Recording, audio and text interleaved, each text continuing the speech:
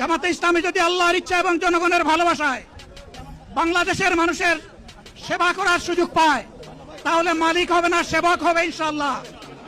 আজ আমি ঘোষণা দিচ্ছি, লক্ষ জনতাকে সাথে নিয়ে বাংলাদেশ জামাতে ইসলামী থেকে যারা আগামীতে সংসদ সদস্য হিসাবে নির্বাচিত হবেন, আরে আপনারা কথা বন্ধ করেন, আপনারা কথা বন্ধ করেন, সবাই বসে পড়েন, সবাই বসেন, বসেন, কেউ দাঁড়াবেন না, সবাই বসেন। যদি আল্লাহর ইচ্ছায় জনগণের ভালোবাসায় বাংলাদেশ জামাতে ইসলামী থেকে সংসদ সদস্যরা নির্বাচিত হয়ে সরকার গঠন করেন, তাহলে কোন এমপি, কোন মন্ত্রী আগামীতে সরকার কিন্তু প্লট গ্রহণ করবে না।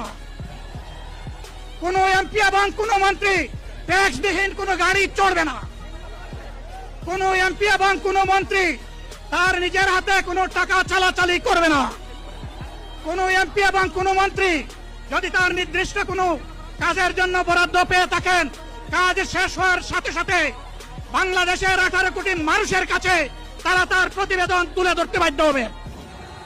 সম্মানিত বন্ধুগণ, চাঁদা আমরা নিব না, দুর্নীতি আমরা করব না। চাঁদা আমরা নিতে দেব না, দুর্নীতি আমরা সহ্য করব না। এই বাংলাদেশটাই আমরা দেখতে চাই। যুবকদেরকে আমরা স্পষ্ট ভাষায় বলতে চাই, বন্ধুগণ, তোমাদের সাথে আমরা আছি। আমি আজকে জামাতের আমির হিসাবে এখানে কথা বলতে আসিনি। আমি এসেছি বাংলাদেশের 18 কোটি মানুষের একজন হয়ে কথা বলতে। আমি শিশুদের বন্ধু, আমি যুবকদের ভাই, আমি বয়স্কদের সহযোদ্ধা, আমার বোনদের আমি ভাই। সুতরাং তাদের মুক্তির জন্যই আমি দায়িত্ব নিয়ে আজকে এখানে দাঁড়িয়েছিলাম।